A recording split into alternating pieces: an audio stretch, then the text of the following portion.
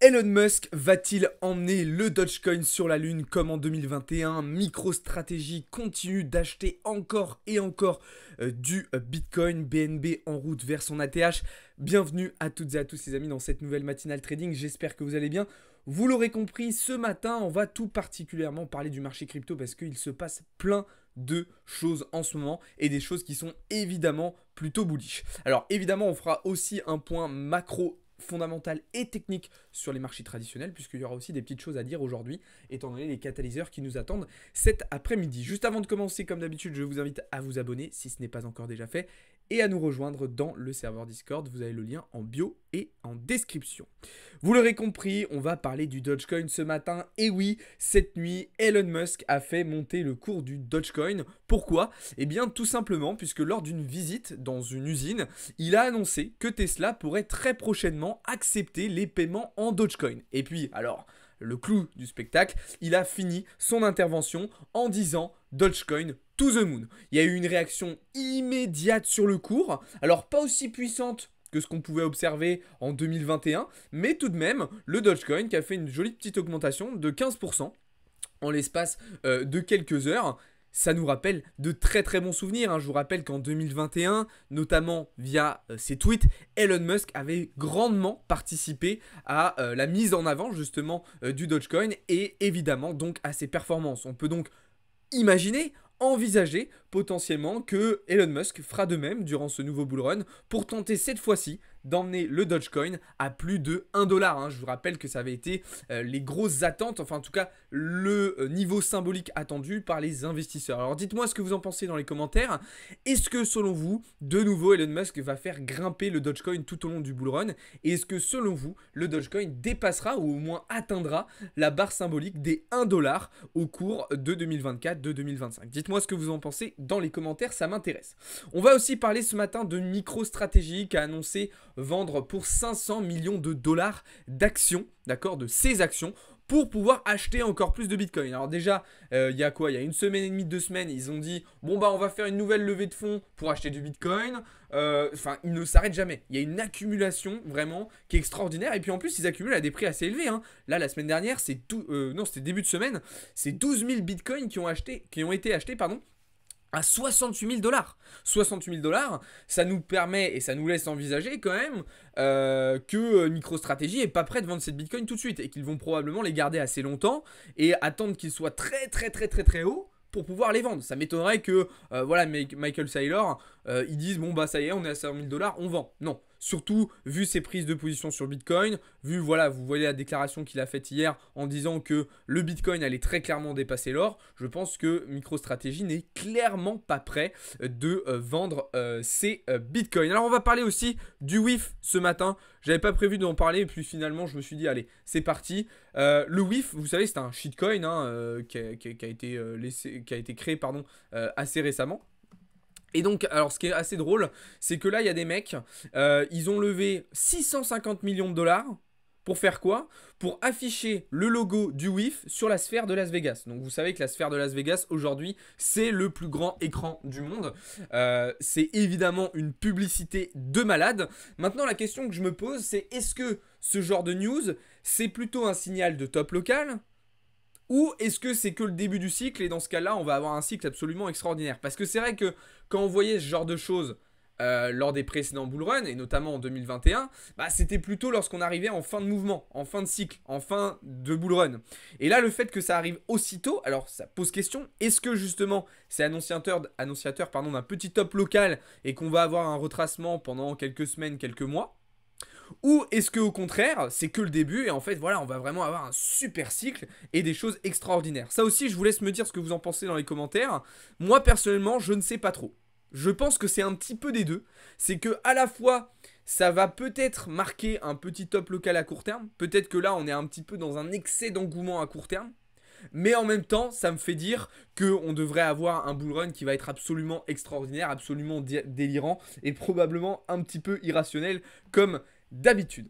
Voilà pour cette petite partie actualité les amis. On va désormais pouvoir passer un petit peu plus sérieusement d'un point de vue technique en commençant par le Bitcoin. Bon, BTC qui est de nouveau rentré dans une petite phase de latéralisation à court terme sur du 15 minutes. Pour le moment, les données restent bullish, les données restent haussières, d'accord? Tant qu'on reste au-dessus des 72 500 $, il n'y a pas de raison d'aller plus bas, d'accord? Et j'ai même envie de vous dire, on est potentiellement en capacité même d'aller chercher les 75 000, les 80 000 $. Pourquoi? Eh bien parce que à nouveau, à chaque fois que Bitcoin met en place une nouvelle structure, on a des gens qui essayent de short et donc on a plein d'ordres en attente qui sont justement toujours au-dessus de la zone du Bitcoin, au-dessus du cours du Bitcoin. Et le problème, c'est qu'à chaque fois, le prix va venir chercher ces ordres, hein, puisque c'est comme ça que se déplace le marché, on va de liquidité en liquidité. Et le truc, c'est qu'en fait, à chaque fois que Bitcoin vient chercher ces ordres, eh bien les vendeurs ne sont pas capables de repasser de reprendre la main sur les acheteurs, de reprendre la main sur les marchés. Et donc les acheteurs eh bien, se servent de cette liquidité-là pour aller chercher plus haut à chaque fois. C'est ce qu'on observe depuis plusieurs semaines, voire même depuis plusieurs mois. Donc on verra ce qui va se passer à nouveau, mais c'est pas impossible qu'on continue encore et encore de monter. Maintenant attention, il y a quelques petites données qui peuvent nous indiquer aussi potentiellement qu'on pourrait avoir du retracement. Notamment la journée de demain, durant laquelle nous allons avoir plusieurs millions de dollars de contrats qui vont arriver à expiration sur Bitcoin, avec un max pain price à 66 000 $. Alors ce max pain price, il fait que de monter, hein. Début de semaine, il était à 64 000, hier à 65 000 et aujourd'hui à 66 000. Donc on voit quand même qu'on a un prix de douleur maximum qui se rapproche du cours actuel. Ce qui nous permet d'envisager potentiellement que le retracement devrait être un petit peu moins puissant que ce qu'on pouvait attendre. De toute façon, le but ici ne va pas être d'anticiper ce que va faire le marché, d'anticiper est-ce que ça va monter, ça va descendre. Ça va être d'identifier les différents niveaux clés et en fonction de la réaction du prix sur ces différents niveaux clés, de prendre une décision. Donc, la décision, c'est quoi? C'est si on rebondit et on reste au-dessus de ce niveau, on reste acheteur. Si par contre, on casse ce support-là, cette zone de polarité, alors on ira probablement chercher la prochaine à 70 000. Et si les 70 000 cassent, alors là, on ira visiter probablement 65, 61 000. Et si vraiment ça panique, peut-être les 53 000. Mais là, il faudrait vraiment un retracement beaucoup plus profond. À voir si ça se déroule comme ça pour le moment. La première étape, c'est 72 500 et 70 000. Ok? Donc voilà, surtout, pas essayer de devancer le marché, pas essayer d'anticiper le marché. On identifie les niveaux clés, on regarde comment le prix réagit en fonction, et par rapport à ça, eh bien, on va prendre des décisions. Ok? Donc ça, c'était pour Bitcoin. Donc vous l'avez compris, pour le moment, pas forcément de prise de position pour le moment pour moi. Ok? J'en ai pris une très jolie en short mardi. Hier après-midi, j'ai hésité à re-rentrer à l'achat ici, mais je ne l'ai pas fait parce que j'avais pas suffisamment de confirmation. Alors ça aurait été juste, hein, ça aurait été judicieux de ma part. Mais voilà, encore une fois, j'avais pas toutes mes confirmations. Et quand j'ai du doute, quand je doute, quand j'ai de l'indécision, je préfère pas prendre le trade plutôt que de le forcer. D'accord? Encore une fois, je vous le répète, mais des fois, la meilleure manière de trader, c'est de ne pas trader. Très important. Ok? Et en termes de data, voilà, on voit que ça oscille quand même toujours pas mal sur l'open interest. On voit les fundings qui repartent à la hausse ce matin et puis des spots toujours aussi acheteurs, hein. On le voit sur les CVD ici, c'est assez impressionnant. Ça continue encore et encore d'accumuler et d'acheter de manière assez agressif. Du côté des alts, il y a des petites choses aussi assez intéressantes, notamment, donc on a parlé du Dogecoin tout à l'heure, du côté de Solana, qui continue de s'envoler vers son ATH. Donc là, très content cette prise de position que j'ai faite mardi en fin de journée. Franchement, c'est extraordinaire ce qui se passe. Donc là, évidemment, je ne vais pas je vais pas clôturer ma position totalement ici. Là, mon but, c'est vraiment de laisser tourner ce trade jusqu'à l'ATH, hein. Pour moi, le Solana, à part gros dump de BTC, il n'y a aucune raison, il n'y a rien qui peut le retenir jusqu'à son ATH. Donc je vais essayer de hold cette position le plus longtemps possible. Alors évidemment, je l'ai sécurisé, hein, avec des prises de profit partiel déjà et un SL qui a été remonté à BE. Là d'ailleurs, je vais en profiter ce matin pour remonter encore mon SL sans doute aux alentours des 155 dollars. Et puis c'est la même chose sur le BNB. Vous me posiez la question ce matin dans le Discord. Pour moi, BNB c'est pareil. À part un gros crash sur BTC, il n'y a aucune raison que le BNB s'arrête avant son ATH et que n'aille pas chercher son ATH. Là, on avait une dernière petite zone de résistance qui pouvait être intéressante sur les 510. Elle a été totalement explosée sans aucune difficulté. Donc pour moi, c'est vraiment en route vers les 700 dollars, hein, désormais pour le BNB. Donc c'est vraiment extraordinaire ce qu'il nous fait. Et puis il y a aussi le FTM sur lequel j'ai pris une petite position à l'achat mardi en fin d'après-midi. Donc qui a été TP ici exactement. J'ai peut-être fait une petite erreur en clôturant cette position aussitôt. J'aurais En fait, de base, j'avais prévu de hold cette position plus longtemps. Mais c'est vrai qu'en fait, je m'attendais pas à ce qu'on vienne chercher les TP aussi rapidement. Donc bon, c'est pas grave. Mais en tout cas, j'ai bien mangé hein, sur le trade sur FTM. Je voulais partager dans le Discord encore une fois. Mais franchement, ça fait vraiment très très plaisir. Donc voilà, on reste en surveillance sur ARB. Hein. Je vous rappelle qu'on va avoir plusieurs millions de tokens de dollars. Plusieurs millions de dollars de tokens qui vont être débloqués, je vais y arriver. Donc ce qui peut potentiellement amener une petite pression vendeuse. Mais bon, d'un autre côté, attention. Attention, d'un autre côté, bonne nouvelle, la mise à jour Ethereum a été implémentée de manière correcte. Tout s'est très très bien passé. Donc on va rester en surveillance sur les Layer 2. Ok. Et puis autre petit setup qui va ressembler à celui d'ARB mais du coup à plus court terme sur du 1 heure, c'est celui d'Aptos qui lui aussi va avoir un certain nombre de tokens qui vont être libérés. Ce qui pourrait là aussi amener une petite pression vendeuse. Donc là moi ce que je vais attendre c'est qu'on vienne sweep cette zone de liquidité. Et si on a une bonne réintégration, si j'ai toutes mes confirmations, alors je rentrerai en short pour aller chercher les lots en direction des 11,50 $. Ça aussi, de toute façon, je vous tiendrai au courant dans le serveur Discord de ce qu'on fait, si on prend position ou non. Voilà ce que je pouvais vous dire du côté du marché crypto, les amis. Je vous laisse me dire dans les commentaires si vous avez des questions, des remarques. Et puis, on va désormais pouvoir se tourner du côté des marchés financiers traditionnels, puisque hier a été une journée assez calme. Mais attention, cet après-midi, ça risque d'être un petit peu plus mouvementé. En effet, cet après-midi, on va avoir des petits catalyseurs macroéconomiques avec notamment les prix à la production et les ventes au détail qui vont tout particulièrement m'intéresser. C'est des données macroéconomiques, des données économiques qui vont nous permettre de faire des liens avec les chiffres de l'inflation qu'on a eu début de semaine, mais aussi avec les chiffres PMI qu'on aura semaine prochaine.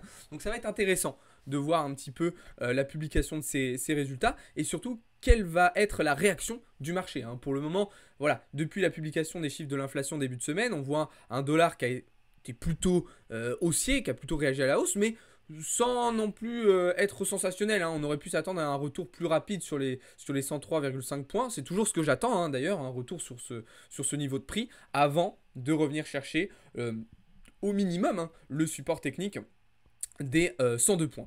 Donc cet après-midi, attention, dès 13h30, on aura la publication de ces résultats. J'ai un hockey qui me vient en pleine vidéo, je suis vraiment désolé. Et au-delà de ça, il y a aussi des petites choses intéressantes sur les indices. J'ai pris une petite position sur le Dow Jones hier qui s'avère à nouveau compliqué. Pourtant, on est dans une belle zone et c'est une position qui ressemble un petit peu à ce que j'ai pu faire sur le Nasdaq. On était pour moi dans un niveau idéal hein, pour se positionner. Zone d'OTE de Fibo, très belle zone de liquidité. Et puis une belle sell side à revenir chercher sur les lots précédents. Donc pour moi, le setup était intéressant, sachant qu'il avait très très bien fonctionné sur le Nasdaq. Hein. Regardez ici, hop, on était parfaitement venu réagir à la baisse dans notre zone de TE. Alors ici, c'était pas vraiment une zone de liquidité, mais on avait par contre une belle zone de FVG à venir récupérer. Là, d'ailleurs, ce matin, le Nasdaq qui revient sur nos prix d'entrée. Donc on verra si on a de nouveaux signaux baissiers. Ça nous permettra potentiellement de faire un renforcement de position à la vente. Donc voilà, en gros, sur les indices américains, plutôt vendeur. S&P 500 pour le moment, je n'y touche pas. FTSE, je vous ai expliqué mon plan, il fait ni l'un ni l'autre des deux scénarios que j'avais attendus. Donc pour le moment, j'attends, j'observe, je patiente en attendant des confirmations supplémentaires. Et puis sur le DAX, et le CAC, alors là c'est la folie. Hein, ça ne fait que monter, que monter, que monter, que monter encore. C'est hyper impressionnant vraiment. De toute façon, moi j'y touche pas. Hein, de toute façon là... Je suis pas en achat dessus, donc pour moi c'est trop haut pour acheter, c'est trop tôt pour vendre. Donc je les regarde, je les suis, mais je ne prends pas de position dessus pour le moment. C'est hyper impressionnant hein, ce que nous font les indices européens qui sont beaucoup plus forts hein, que les indices américains. C'est ce que je vous expliquais d'ailleurs dans la vidéo de vendredi dernier. Et c'est ce que je vous expliquais en détail sur les raisons de ce pump, en fait, pourquoi les indices européens montent autant. Je vous l'ai expliqué ce matin dans le serveur de Discord dans une vidéo très intéressante que je vous invite à venir voir si ça vous intéresse. Ok ? Voilà pour cette partie-là. Et puis pour terminer rapidement sur les matières premières, j'ai pris une petite position vendeuse aussi sur le gold. Alors attention, ça reste aussi très très risqué. Faites attention, c'est pas un conseil en investissement, copiez pas bêtement ce que je dis et ce que je fais. Je m'expose pas mal au marché en ce moment parce que j'ai de la réussite sur certaines positions. Donc ça me permet de tenter plus de choses. Mais attention, c'est ma stratégie, c'est mon plan, c'est mes prises de position. N'essayez pas de tout suivre bêtement parce que c'est différent. Et parce que aussi je prends des risques assez importants. Alors on fera le bilan à la fin du mois de mars. Peut-être que j'aurais eu raison, peut-être que j'aurais eu tort. Mais voilà, je m'expose pas mal au marché. Donc soyez prudents, d'accord ? Ça sera pas forcément cohérent pour vous de faire la même chose selon votre stratégie, selon votre plan. Voilà ce que je pouvais vous dire là-dessus, les amis. On reste toujours attentif aussi vis-à-vis de la situation du VIX, ok, qui est redescendu un petit peu, mais qui reste dans une tendance haussière qui est en préparation sur du daily, hein, je vous rappelle, tendance haussière en préparation sur du daily, ok.